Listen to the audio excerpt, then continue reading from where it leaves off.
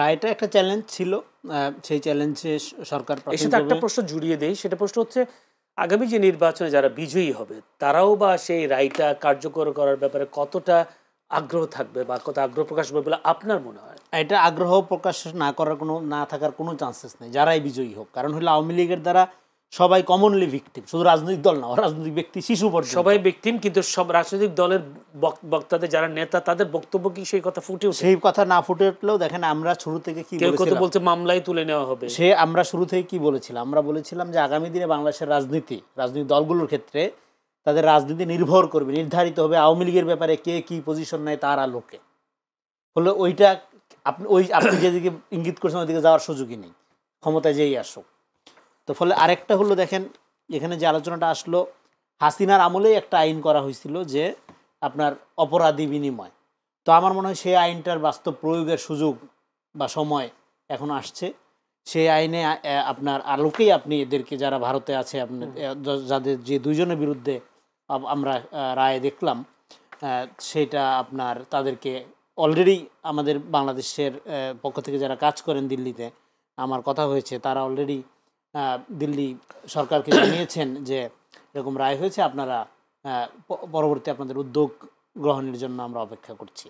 চিঠি দেবে বলেছে, চিঠি অলরেডি একটা দেওয়া হয়েছে, তো জানানো সেই চিঠিকে তারা এত বেশি তো এবং এটা একটা ফর্মাল রেসপন্সও তারা করছে যে তারা জনগণের যা বলে আর কি ডিপ্লোম্যাটিক ওয়েতে যে তারা সংহতি বা জনগণের সাথে গঠনমূলক কাজ করতে চাই এসব বলছে। কিন্তু মূল বিষয় যেটা হলো এইখানে আসলে এই রায়ের পরে ভারত বাংলাদেশ সম্পর্কের ক্ষেত্রে একটা জটিলতা তৈরি হয়েছে বলে আমার মনে হয়। সেটা হলো যে ধরেন ভারত এখানে সবসময় কি চাইছে, শুধু বাংলাদেশের ক্ষেত্রে না, তার অন্যান্য যাদের সাথে সে বর্ডার শেয়ার করে প্রতিবেশী সবার কাছে তার আকাঙ্ক্ষা হলো কেউ যেন সেই বর্ডারকে ব্যবহার করে ভারত বিরোধী কোনো কর্মকাণ্ড না চালায়। সেটার ক্ষেত্রে ভারত খুবই কনসার্ন, এবং কনসার্ন থাকাটা খুবই স্বাভাবিক, খুবই ন্যায্য। এখন বাংলাদেশের একজন গণহত্যাকারী, একাধিক গণহত্যাকারী নেতা, বিপুল নেতাকর্মীকে আপনি আশ্রয়ে রাখছেন না শুধু জেড ক্যাটাগরির, যেই ক্যাটাগরিতে আপনার শাহরুখ খান সালমান খানটা সিকিউরিটি পায়, সেই ক্যাটাগরির একটা সিকিউরিটি তাদেরকে দিয়ে রাখছেন, যেটা তাদের তারকা বা গুরুত্বপূর্ণ ব্যক্তিরা পায়, দিয়ে প্রতিপালন করছেন। এবং যিনি বাংলাদেশের আপনার গণহত্যাকারী এবং দণ্ডপ্রাপ্ত আসামি, মৃত্যুদণ্ডপ্রাপ্ত আসামি, সেরকম দুইজনকে আপনি ওখানে আশ্রয় দিয়ে রাখছেন, মানে লালিত পালিত করার একটা উদ্যোগ নিয়েছেন।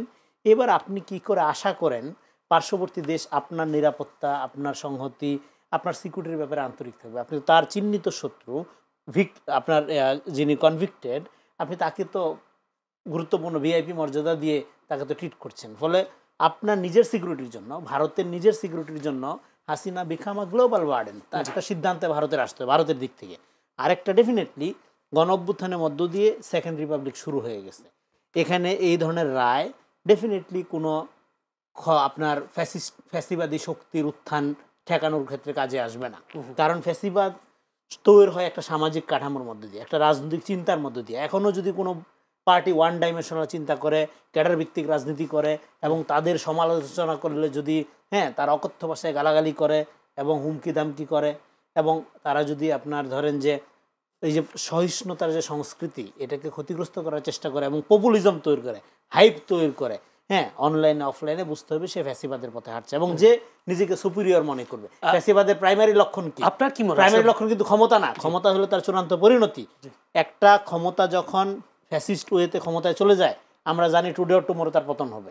কিন্তু তার আগ পর্যন্ত সে সোসাইটি যে ড্যামেজটা করে সেটা কন্ট্রোল করার জন্য পলিটিক্স লাগবে, গণতান্ত্রিক পলিটিক্স লাগবে। গণতান্ত্রিক পলিটিক্সই হলো ফ্যাসিবাদকে মোকাবেলা করার, রোখার একমাত্র পদ্ধতি। সেক্ষেত্রে হাসিনা উত্তর বাংলাদেশে আইনের শাসন, বিচার, এবং এখানে যে কথাটা বলছিলাম, দেখেন আওয়ামী লীগের অপরাধী যারা তাদের বিচার, এবং সংগঠন হিসাবে যদি আপনি আওয়ামী লীগকে বিচারের আওতায় আনেন, তারপরেই কেবলমাত্র সাধারণ যারা আপনার সমর্থক, তাদের মধ্যে এই রিয়েলাইজেশন শুরু হবে যে আমাদের তাহলে তো এই মিথ্যা মরিচিকার পিছনে থাকার কোনো সুযোগ নেই, এটা তো কোনো সংগঠন না, এটা তো একটা সন্ত্রাসী অর্গানাইজেশন।